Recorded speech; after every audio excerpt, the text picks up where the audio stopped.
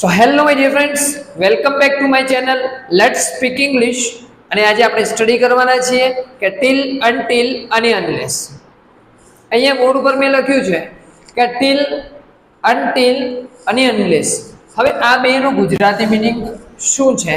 તો અનટીલ અને અનલેસનું ગુજરાતી મિનિંગ છે કે ત્યાર સુધી. શું છે? ત્યાર સુધી. અને ટીલનું મિનિંગ છે કે સુધી. હવે એક્ઝામ્પલ લઈ સમજાવું કે તમે વારંવાર બોલો છો કે વરસાદ બંધ ન થાય ત્યાં સુધી બહાર ન જાઓ, તો શું કન્ડિશન બતાવે છે કે બંધ થઈ જાય પછી બહાર જજો. ઓકે, બસ ન આવે ત્યાં સુધી અહીં ઊભા રહો, તો શું બે સેન્ટેન્સ છે અને બંનેની અંદર એકબીજાની કન્ડિશન છે કે બસ ન આવે ત્યાં સુધી ઊભા રહો. તો આ ત્યાં સુધી વાળા વાક્યો છે, એની અંદર તમારે ટીલ, અનટીલ અને અનલેસનો ઉપયોગ કરવાનો છે. કે 90% તમારે અનટીલ જ વપરાય છે કાં તો અનલેસ વપરાય છે. ટીલનો ઉપયોગ એ લગભગ 5 થી 6% જેવો થતો હોય. એક્ઝામ્પલ આપેલું છે કે આઈ પ્લે ડેઈલી, હું દરરોજ રમું છું. ટાઈમ આપ્યો છે ક્યાં સુધી? ક્યાં સુધી? તો કે ટીલ 6 o'clock. કંઈક સમય બતાવતું હોય કે 6 વાગ્યા સુધી, હું 6 વાગ્યા સુધી દરરોજ રમું છું. સેકન્ડ છે કે આઈ પ્લે એવરી સન્ડે, હું દર રવિવારે રમું છું. ક્યાં સુધી? તો કે ટીલ ઇવનિંગ, સાંજ સુધી. તો ટીલ પછી શું આવે? ટાઈમ. ટીલ 6 o'clock એટલે કે 6 વાગ્યા સુધી. ટીલ ઇવનિંગ તો કે સાંજ સુધી. ટીલ મોર્નિંગ તો કે સવાર સુધી. ટીલ 9 o'clock તો કે 9 વાગ્યા સુધી. તો અન્ડરસ્ટુડ કે ટીલ મતલબ કે કંઈક ટાઈમ સુધી કંઈક ક્રિયા ચાલુ છે. હું એમ બોલું કે અમે 10 વાગ્યા સુધી રમ્યા, તો વી પ્લેડ ટીલ 10 o'clock.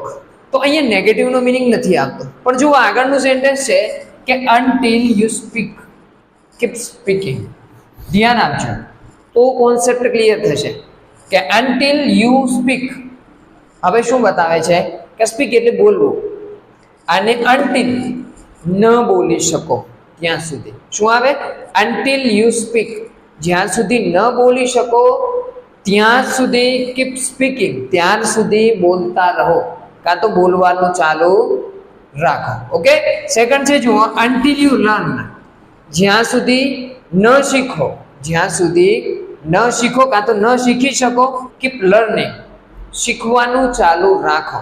તો અહીંયા શું છે? તમે એમ બોલો છો કે તમે ન શીખો, તો અહીંયા શું છે કે કંઈક નેગેટિવ મિનિંગ છે. એટલા માટે મેં શું વાપર્યું? અનટીલ. જો થર્ડ એક્ઝામ્પલ છે, અનટીલ યુ બીકમ હેલ્થી. શું છે? તમે હેલ્થી ન બનો ત્યાર સુધી. શું છે? અનટીલ યુ બીકમ હેલ્થી, તમે હેલ્થી ન બનો ત્યાર સુધી યુ શુડ ટેક મેડિસિન, તમારે દવા લેવી જોઈએ. કન્ડિશન બતાવે છે હેલ્થી ન બનો ત્યાં સુધી શું કરો? મેડિસિન લેવાની છે. ઓકે, જો ફિફ્થ છે અનટીલ ધ બસ અરાઇવ્ડ, બસ ન આવી ત્યાં સુધી. શું છે?